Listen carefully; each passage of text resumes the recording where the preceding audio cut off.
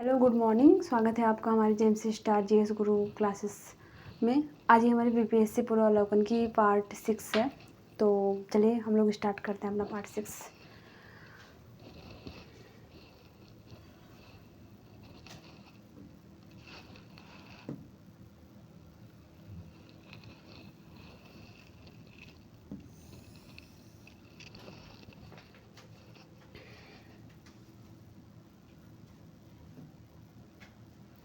आज का हमारा टॉपिक है खिलजी वंश। जैसा कि कल मैंने आपको एक मैप दिखाया था, मैं आपको मैप अगेन दिखा देती हूँ।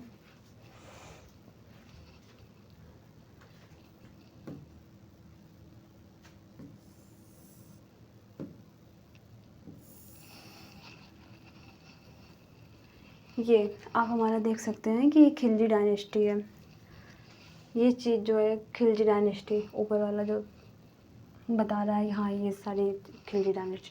और जो रेड पॉइंट में ये मेजर सिटीज़ हैं, और ये जो डॉट डॉट डॉट लाइन में ये करंट कंट्री बाउंड्रीज हैं। जैसे कि आप लोग ये यहाँ पर देख सकते हैं, ये पाकिस्तान का हमारा। और खिलजी डायनेस्टी की कुछ इम्पोर्टेंट जगह जैसे कि ये हैं मुल्तान और लाहौर, ग्वालियर, दिल्ली, पानीपत, जोधपुर राजपूत, और ये हाजीपुर, गौर, रचिता शगम आदि। ये हमारे देख सकते हैं आप लोग कि पूरे ये जितने भी प्लेसेस दिख रहे हैं ये सारे हमारे खिलजी डायनेस्टी के इंपॉर्टेंट प्लेसेस हुआ करते थे उस टाइम पे। और खिलजी डायनेस्टी का टाइम जैसे कि आप लोग यहाँ पर देख ही सकते हैं, लिखा हुआ है 1290 से 1320 ईस्वी तक था। तो चलिए इसी में आपके साथ आज हम अपनी क्वेश्चन से स्टार्ट करते हैं।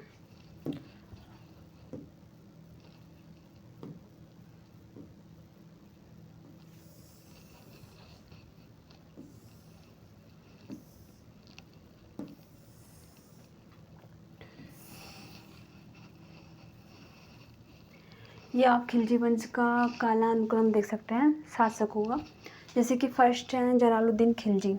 ये खिलजी वंश के संस्थापक भी इन्हीं को बोला जाता है।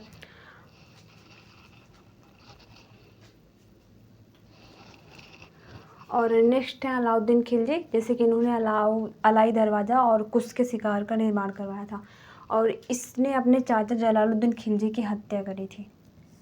हाँ याद रखिएगा आप लोग यहाँ पे, ये इनके चाचा थे। जलालुद्दीन खिलजी अलाउद्दीन खिलजी के चाचा थे, और इन्होंने इन्हीं की हत्या करके शासक बने थे। और नेक्स्ट है हमारे शिहाबुद्दीन उमर खिलजी। इनका है कि इन्होंने अलाउद्दीन खिलजी ने इसे ही अपना उत्तराधिकारी घोषित किया था। इनको अलाउद्दीन खिलजी ने खुद ही अपना उत्तराधिकारी घोषित कर दिया था, और इन्होंने 35 दिनों तक मलिक काफूर के साथ मिलकर दिल्ली पर राज किया था, ओनली 35 डेज। तो आप लोग यहाँ पे क्वेश्चन याद कर सकते हैं कि ऐसा कौन सा शासक था जिसने मलिक काफूर के साथ मिलकर दिल्ली पर 35 दिनों तक शासन किया। तो इसका हो जाएगा शिहाबुद्दीन उमर खिलजी। नेक्स्ट हमारे शासक है कुतुबुद्दीन मुबारक खिलजी। इनकी भी हत्या कर दी गई थी इनके पुत्र के द्वारा।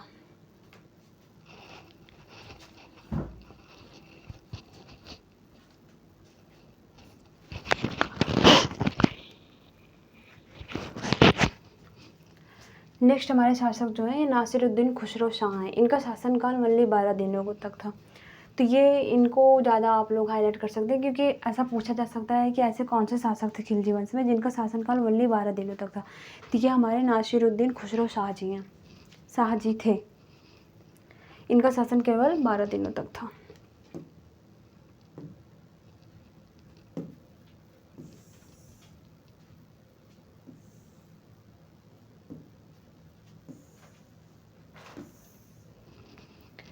चलिए इसका फर्स्ट क्वेश्चन है खिलजी वंश टॉपिक का, कि इसका फर्स्ट क्वेश्चन है खिलजी वंश के प्रथम शासक कौन थे। तो इसका आंसर हो जाएगा जलालुद्दीन खिलजी। जैसा कभी मैंने आप लोगों को एक इमेज के जरिए भी बताया था कि हाँ फर्स्ट इसको खिलजी वंश के संस्थापक जो थे ये जलालुद्दीन खिलजी ही थे। तो आप लोग वहाँ से भी इसको रिलेट कर सकते हैं।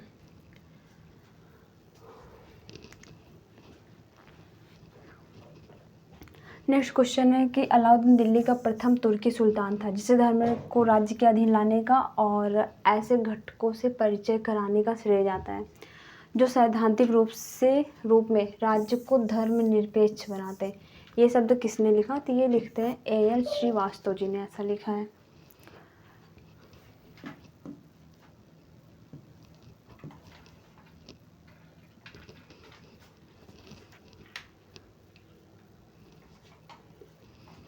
नेक्स्ट क्वेश्चन है जब उसने राजत्व प्राप्त किया तो वो शरियत के नियमों और आदेशों से पूर्णतः स्वतंत्र था। बर्नी ने यह कथन किस सुल्तान के लिए कहा? तो इसका आंसर हो जाएगा अलाउद्दीन खिलजी के लिए।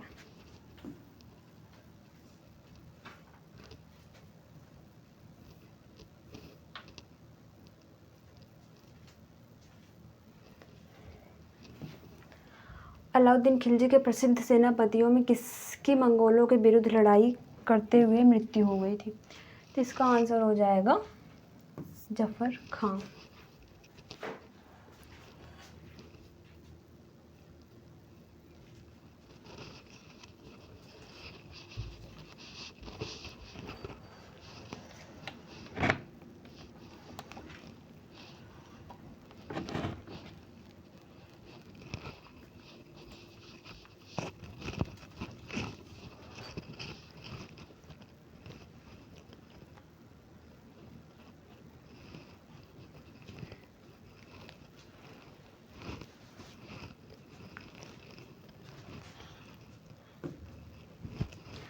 रानी पद्मिनी का नाम अलाउद्दीन खिलजी की चित्तौड़ विजय से जोड़ा जाता है। उनके पति का नाम था। तो इसका आंसर हो जाएगा राणा रतन सिंह। ये कहानी काफ़ी फेमस है रानी पद्मिनी की। आप लोगों ने मूवी भी देखी होगी। और ये पद्मिनी की कहानी का आधार जो माना जाता है 1540 ईस्वी के मलिक मोहम्मद जायसी। ये क्वेश्चन बनता है पद्मिनी रानी पद्मावती की कहानी। तो ये मलिक मोहम्मद जायसी जो है इन्होंने ही लिखा था उनकी कहानी को। नेक्स्ट क्वेश्चन है अलाउद्दीन खिलजी के आक्रमण के समय चित्तौड़ का शासक कौन था? तो इसका आंसर हो जाएगा राणा रतन सिंह।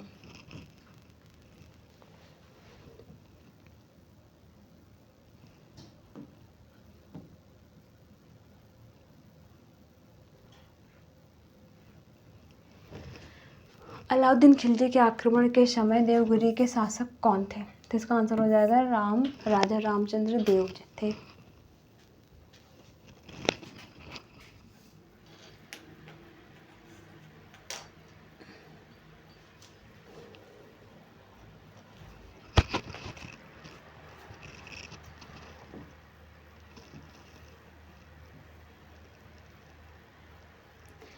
किस सुल्तान के काल में खालसा भूमि अधिक पैमाने पर विकसित हुई?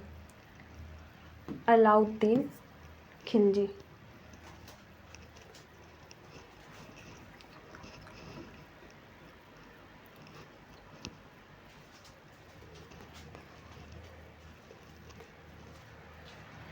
किस सुल्तान ने ज़मीन में फसल की नपाई का आधा राजस्व के रूप में दावा किया? इसका हो जाएगा अलाउद्दीन खिलजी ने किया था।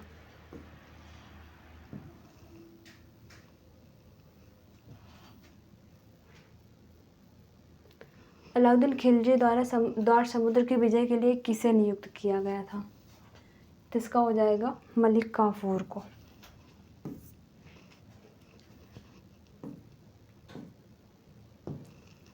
निम्न में से किस सुल्तान निजामुद्दीन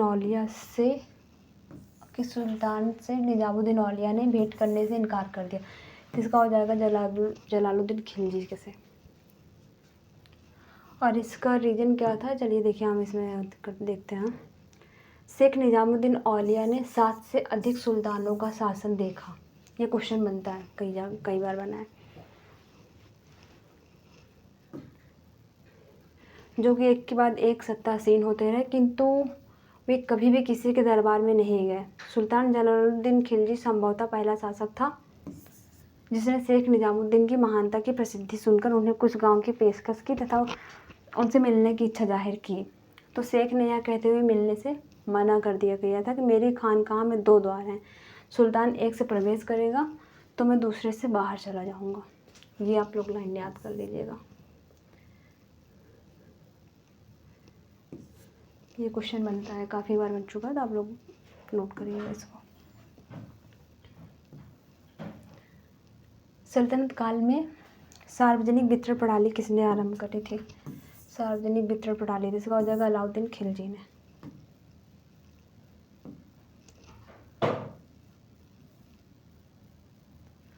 मलिक काफूर को 1000 दिनारी के नाम से भी जाना जाता है, इसे किसने खरीदा था? तो इसका हो जाएगा नुसरत खान ने। और इन्होंने के इस्लाल की पुस्तक है एक हिस्ट्री ऑफ खिलजी।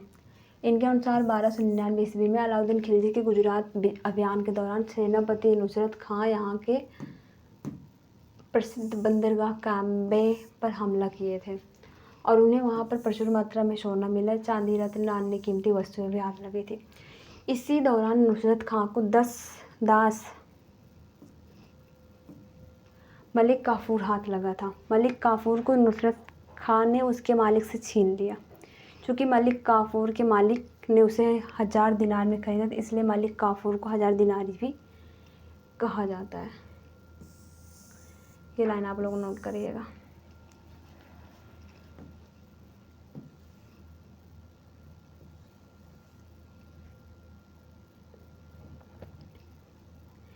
इनमें से किसने खलीफा की शक्ति का विरोध किया? तो इसका हो जाएगा ई। उपर्युक्त में से कोई नहीं या एक से अधिक। तो आइए इसका हम एक्सप्लेनेशन देखते हैं। जैसे कि है, किसी भी सुल्तान ने खलीफा की शक्ति का विरोध नहीं किया।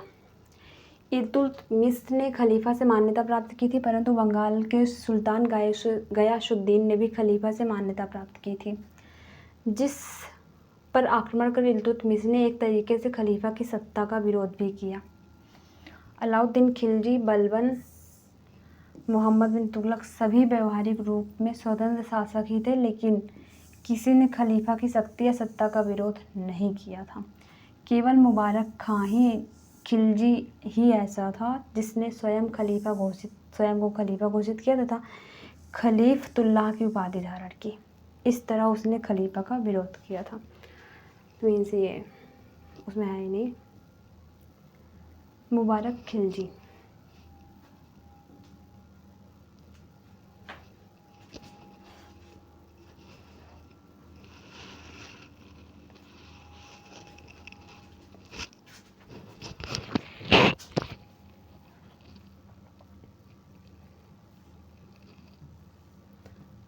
नेक्स्ट टॉपिक आता है हमारा तुगलक वंश।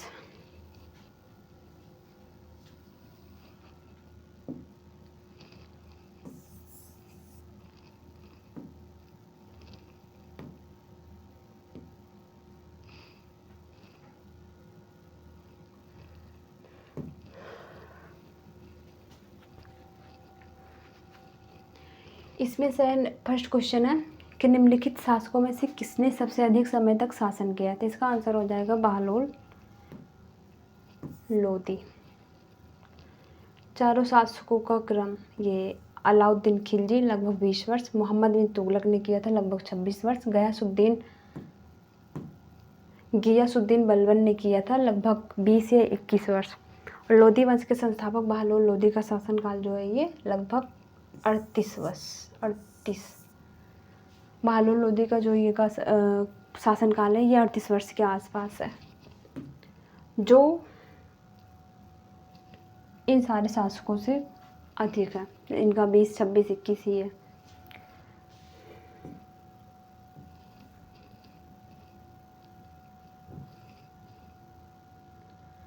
निम्न में से किस सुल्तान ने बेरोजगारों को रोजगार दिलवाया? इसका हो जाएगा फिरोज तुगलक ने। किस सुल्तान के दरबार में सबसे अधिक गुलाम थे? तो इसका हो जाएगा डी, फिरोज तुगलक। फिरोज तुगलक को दासों का बहुत शौक था। उसके समय दासों की संख्या संभवतः 1,80,000। 1,80,000। उनके देखभाल के लिए एक पृथक विभाग दीवाने बंदगान। अब लोग ये चीज़ नोट कर लीजिएगा, दीवाने बंदगान थे दासों के देखभाल के लिए।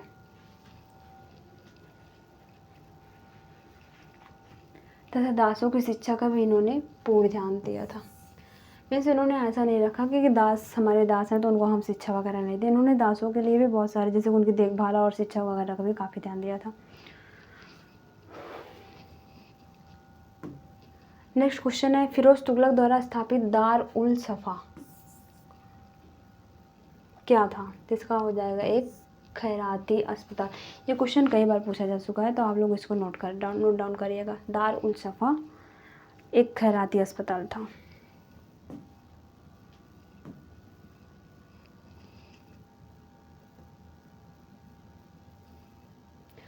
निम्न में से किस सुल्तान ने फलों की गुणवत्ता सुधारने के उपाय किए? फिरोज तुगलक ने किए। 1200 नए बाग इन्होंने लगवाए थे और इनकी अभिरुचि थी, इस वजह से इन्होंने किया था। और दिल्ली के निकट ही करवाए थे इन्होंने ये सारे काम। दिल्ली के किस सुल्तान ने सबसे ज़्यादा नहरों का निर्माण किया था?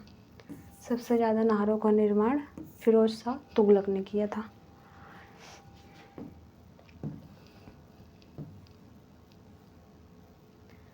तैमूर के आक्रमण के बाद भारत में किस वंश का राज स्थापित हुआ? तो इसका हो जाएगा सैयद वंश।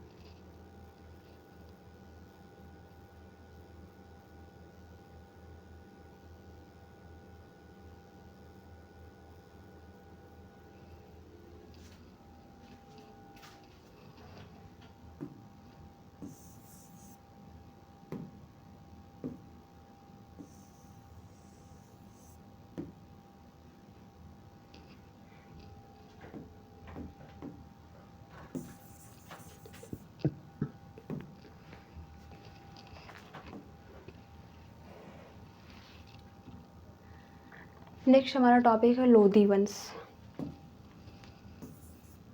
निम्नलिखित में से किस सुल्तान ने एक नगर बसाया जहां अब आगरा है?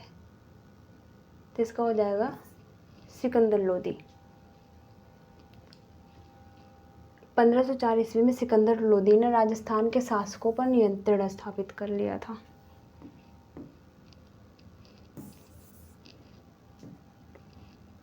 ये और इस नियंत्रण के उद्देश्य से यमुना नदी के किनारे आगरा नामक नवीन नगर बसाया और इसे अपनी राजधानी बनाया। उसने कृषि और व्यापार की उन्नति के लिए प्रयत्न किया और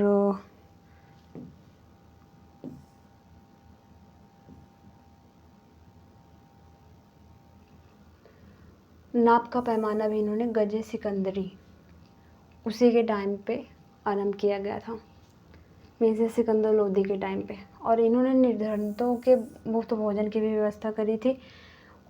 योग्य व्यक्तियों की एक सूची बनाकर प्रत्येक 6 माह पश्चात उसके सामने प्रस्तुत की जाती थी। वह शिक्षित विद्वान था और स्वयं के आदेश से एक आयुर्वेदिक ग्रंथ का फारसी में अनुवाद भी किया था इन्होंने, जिसका नाम एक फरहंग ए सिकंदरी रखा गया था।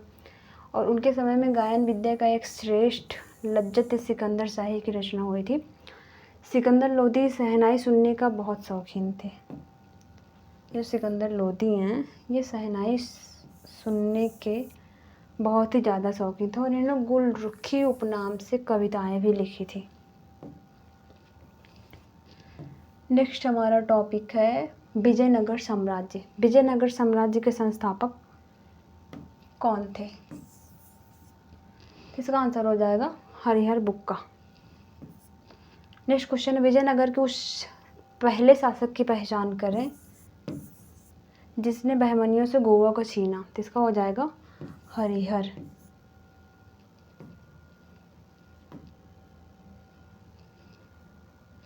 विजयनगर के राजा कृष्णदेव राय ने गोलकुंडा का युद्ध किस राजा के साथ किया था?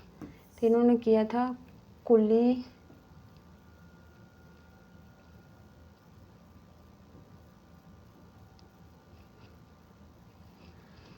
कुली कुतुब शाह के साथ। विजयनगर साम्राज्य की वित्तीय व्यवस्था, विजयनगर साम्राज्य की वित्तीय व्यवस्था की मुख्य विशेषता क्या थी? इसका हो जाएगा भू राजस्व।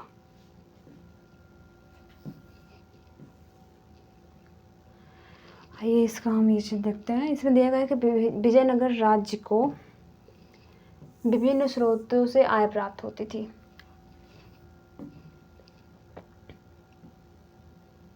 और इन्होंने क्या किया था, उपज का 1/6 भाग जो है भूमि कर के रूप में वसूल करते थे।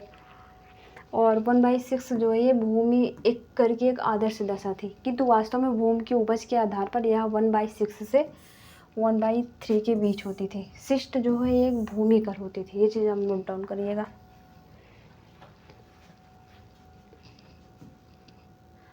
केंद्रीय राजस्व विभाग को 58 भी कहा जाता था। ये 58 आप लोग नाम याद करिएगा कि विजयनगर साम्राज्य की एक राजस्व विभाग को कहा जाता है 58। विजयनगर साम्राज्य का अवशेष कहाँ मिलता है? तो इसका हो जाएगा हम्पी में मिलता है। विजयनगर साम्राज्य का अवशेष कहाँ मिलता है? तो इसका हो जाएगा आंसर हम्पी।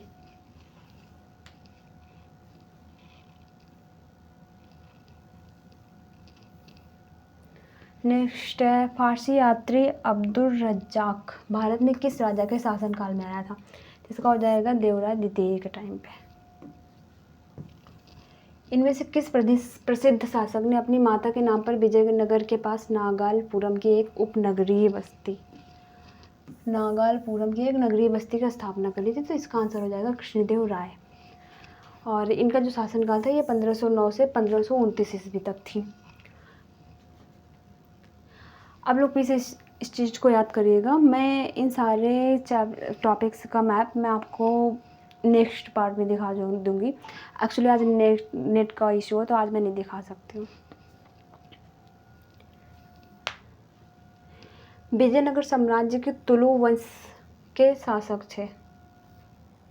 ये जो कृष्णदेव राय हैं विजयनगर साम्राज्य के तुलु वंश के शासक थे और इन्हें विजयनगर साम्राज्य का सर्वाधिक प्रतापी शासक माना जाता था। कृष्णदेव राय ने अपनी माता नागालंबा के नाम पर नागालंबपुरम, जिसे वर्तमान में नागालपुरम कहा जाता है, जो आंध्र प्रदेश राज्य के तिरुपति जिले में स्थित है।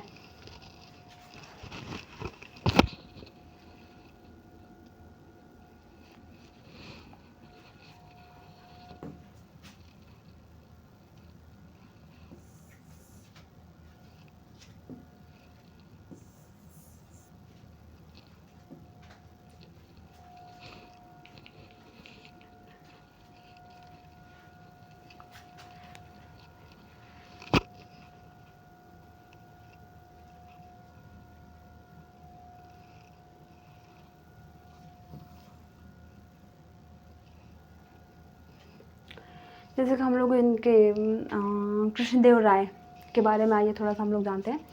इसमें दिया गया है कि कृष्णदेव राय विजयनगर साम्राज्य के तुलु वंश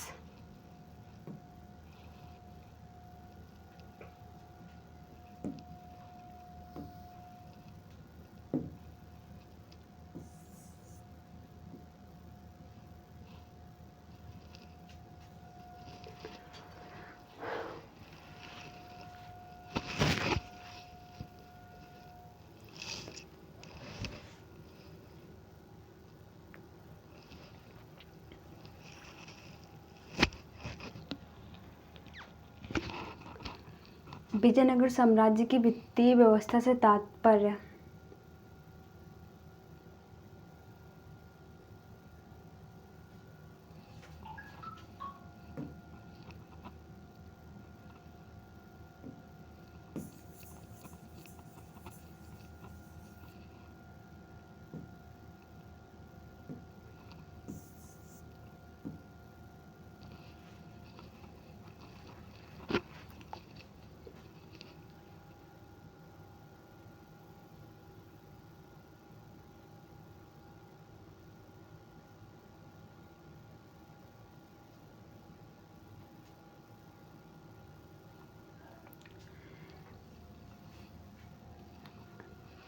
कृष्णदेव राय का शासनकाल 1509 से 1529 ईस्वी तक था और ये विजयनगर साम्राज्य के तुलु राजवंश के सबसे महान और शक्तिशाली सम्राट थे। उन्हें न केवल एक कुशल योद्धा बल्कि एक कला, साहित्य और संस्कृति के महान संरक्षक के रूप में भी जाना जाता है। इनकी विशेषताएं थी कि इनका शासनकाल विजयनगर साम्राज्य के स्वर्ण युग के रूप में पहचाना जाता है, स्वर्ण युग। और इनकी प्रमुख विशेषताओं में प्रशासनिक क्षमता, सैन्य पराक्रम, तेलुगु साहित्य को बढ़ावा देना। आप लोग ये पॉइंट नोट करिएगा कि प्रशासनिक क्षमता, सैन्य पराक्रम और तेलुगु साहित्य को बढ़ावा देना। ज़्यादा तो नहीं, लेकिन ये तेलुगु साहित्य को बढ़ावा देना यहाँ से क्वेश्चन बन सकता है कि ऐसा कौन से शासक थे जिन्होंने तेलुगु साहित्य को बढ़ावा दिया। इसका आंसर हो जाएगा कृष्णदेव राय। इनकी क्षमताओं का अगर हम लोग देखें तो इनका था कि ये एक शासक के रूप में वे साम्राज्य के विस्तार करने, आंतरिक विद्रोहों को दबाने, विदेशी शक्तियों को पराजित करने में सक्षम थे। उनके शासन में विजयनगर आर्थिक और सांस्कृतिक रूप से अत्यंत समृद्ध हुआ। उनकी सीमाओं में एक कुशल कर प्रणाली और न्यायपूर्ण प्रशासन था जिसने राज्य को स्थिर और शक्तिशाली बनाए रखा।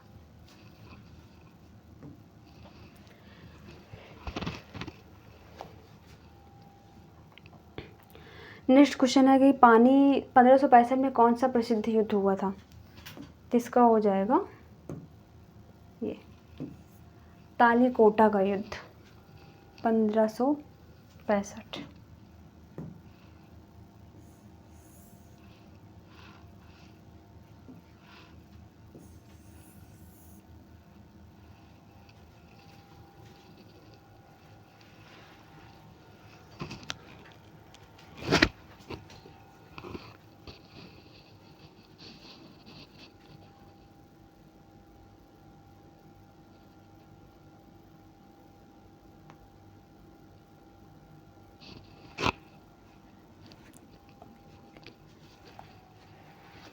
देखिए, ये तालीकोटा का युद्ध जो है 1565 ईस्वी में लड़ा गया था। ये एक निर्णायक ऐतिहासिक संघर्ष था जो दक्षिण भारत के शक्तिशाली विजयनगर साम्राज्य और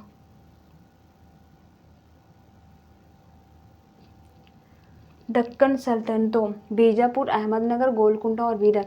आप लोग ये भी यहाँ पे पॉइंट नोट कर लीजिएगा दक्कन सल्तनत में कौन कौन से स्थान थे, तो ये चारों हैं।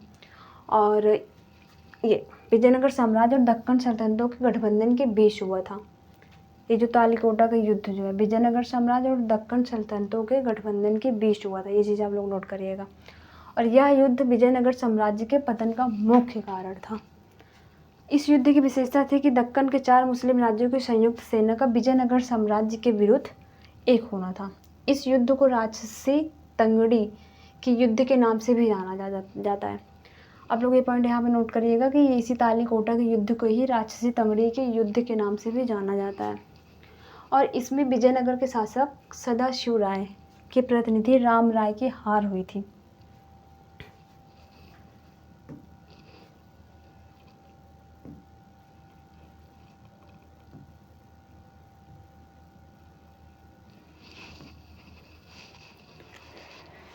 नेक्स्ट हमारा टॉपिक आता है दिल्ली सल्तनत।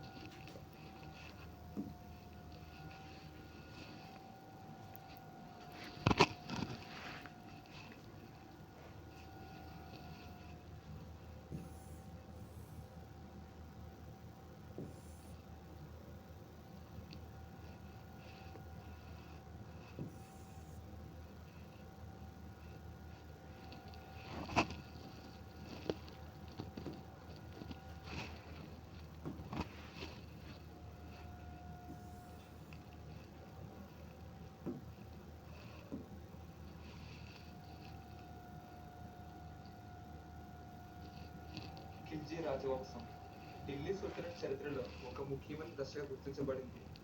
ఖిల్జీలు ఢిల్లీలోని హిల్బనీ రాజవంశం కింద పనిచేశారు. బానిస రాజవంశం పతనం తర్వాత ఖిల్జీ రాజవంశం ఢిల్లీ సుల్తానేట్ను పరిపాలించింది. ఖిల్జీ రాజవంశం సుమారు 30 సంవత్సరాలు పరిపాలించింది. జలాలుద్దీన్ ఖిల్జీ ఖిల్జీ రాజవంశానికి పునాది వేశాడు. జలాలుద్దీన్ ఖిల్జీ 1290 CE నుంచి 1296 CE వరకు పరిపాలించాడు. 1290 CEలో బానిస వంశాన్ని నాశనం చేసి ఇతను అధికారంలోకి వచ్చాడు. ఢిల్లీ సుల్తానేట్స్ బానిస వంశం గురించి మనం లాస్ట్ వీడియోలో తెలుసుకున్నాం. ఇంకా ఎవరైనా వీడియో చూడకపోతే ఒకసారి చూడండి. మొత్తం ఢిల్లీ సుల్తానేట్ని 5 రాజవంశాలు పరిపాలించారు. మొదటిది బానిస రాజవంశం, రెండవది ఖిల్జీ రాజవంశం, మూడవది తుగ్లక్ రాజవంశం, నాలుగవది సయ్యద్ రాజవంశం మరియు ఐదవది లోడి రాజవంశం. ఇప్పుడు మనం చెప్పుకున్న ఖిల్జీ వంశం దీంట్లో రెండవది. బానిస రాజవంశాన్ని జలాలుద్దీన్ ఖిల్జీ నాశనం చేసి ఖిల్జీ రాజవంశాన్ని స్థాపించాడు.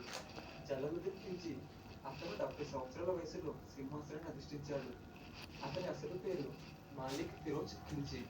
ఇతను 6 సంవత్సరాలు మాత్రమే పరిపాలించాడు. జలాలుద్దీన్ కమాండర్ శక్తివంతమైనవాడని నిరూపించే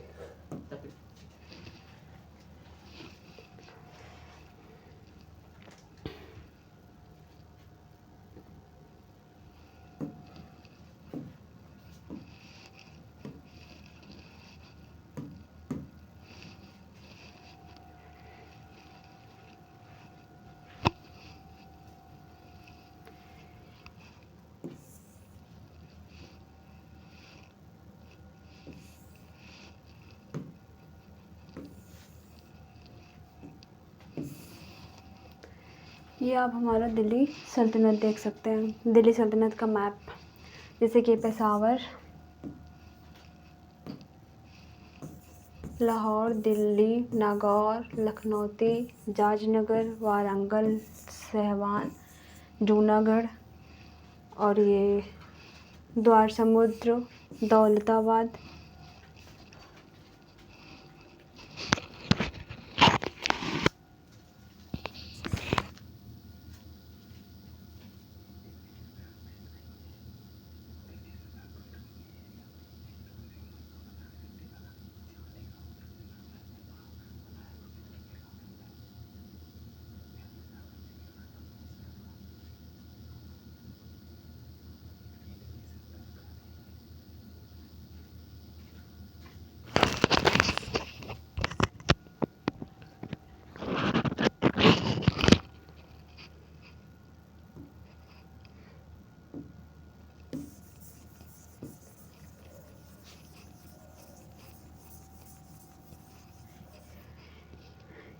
ये आप दिल्ली सल्तनत को देख सकते हैं कैसे ये हमारे ये मिडिल पार्ट में यहाँ पे था।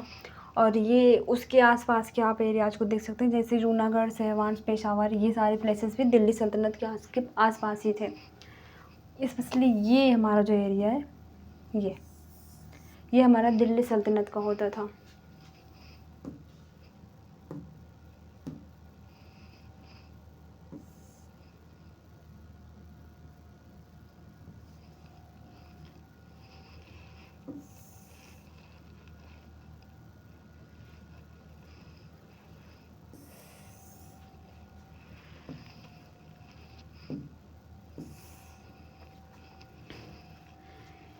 इसमें जो इस कलर में जो दिया गया है वो दिल्ली सल्तनत 1236 का है।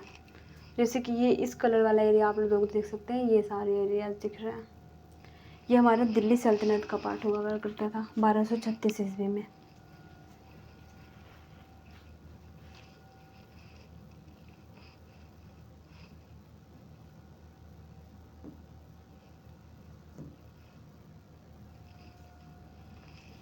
इसका फर्स्ट क्वेश्चन है कि दीवाने अर्थ विभाग संबंधित था, तो इसका आंसर हो जाएगा सी, रक्षा विभाग से। निम्नलिखित में से कौन भूमि उत्पाद पर लगने वाले कर को इंगित करता है, तो इसका हो जाएगा 134 मीन्स ये 134 खराज, उश्र, मुक्तई, ये चारों जो थे ये भूमि उत्पाद पर लगने वाले कर थे।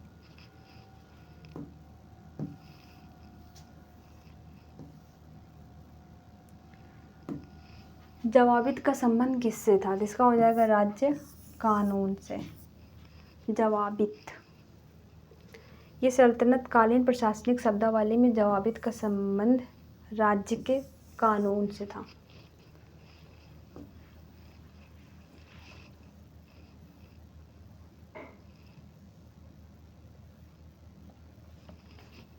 दिल्ली सल्तनत के दौरान मुकद्दम या चौधरी ये कौन होते थे? गांव के सरपंच होते थे। नेक्स्ट क्वेश्चन हमारा, सल्तनत काल के सिक्के टंका, ससगनी एवं जीतल किन धातुओं के थे? तो ये हो जाएगा चांदी और तांबा के थे।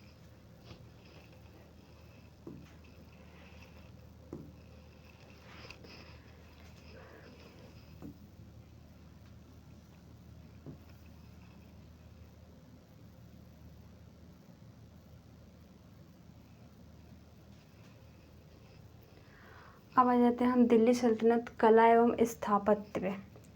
तो 2.5 दिन का झोपड़ा क्या है? तो यह है एक मस्जिद। ऐबक कुतुब, इसको बनवाया किसने था? ऐबक ने दिल्ली में कुव्वत-उल-इस्लाम और अजमेर में 2.5 दिन का झोपड़ा नामक मस्जिदों का निर्माण कराया था।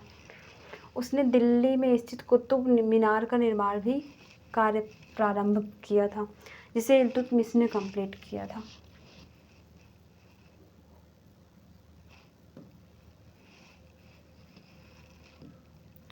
कुतुब मीनार किसके द्वारा बनवाया गया था? तो कुतुबुद्दीन ऐबक के द्वारा।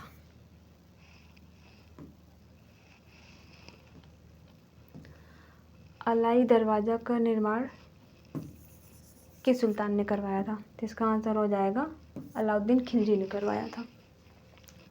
अब आ जाते हैं हम दिल्ली सल्तनत के साहित्य पे। तो इसका फर्स्ट क्वेश्चन है कि तबकात नाशरी के लेखक कौन था? तो इसका हो जाएगा मिनहाज उस सिराज थे। मोरक्को के यात्री इब्न बतूता का वृत्तांत किस रूप में जाना जाता है? तो इसका हो जाएगा रिहला नाम से जाना जाता है। 12 मासा की रचना किसने करी थी? इसका हो जाएगा मलिक मोहम्मद जायसी ने करी थी। इन्होंने पद्मावत, अखरावत तथा आखिरी कलाम में से पद्मावत ये जो है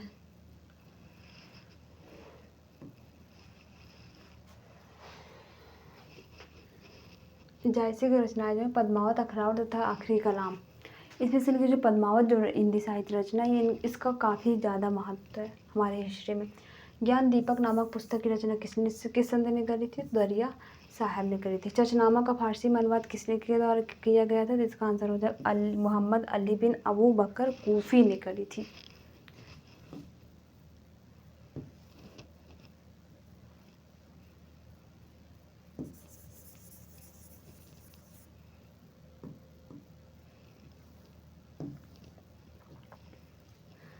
नेक्स्ट क्वेश्चन है हमारा, तारीख़ फिरोज शाही किसके द्वारा लिखी गई थी? तो इसका हो जाएगा शम्स सिराज अफीक के द्वारा करी गई थी।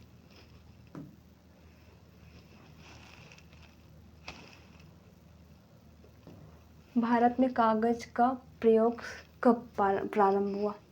तो इसका आंसर देखिए, बीपीएससी ने एग्जैक्टली इसका आंसर नहीं माना, तो इसका हो जाएगा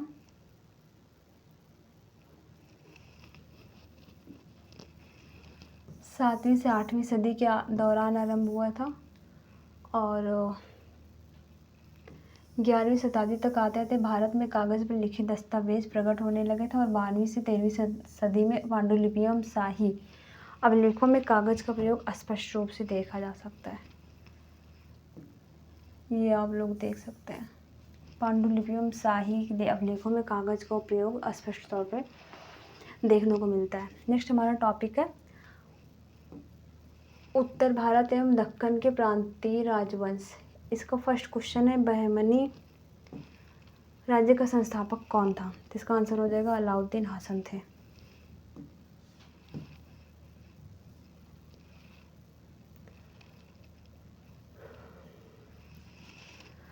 तो आज के इस पार्ट के लिए बस इतना ही, मिलते हैं अब हम नेक्स्ट पार्ट में आपसे।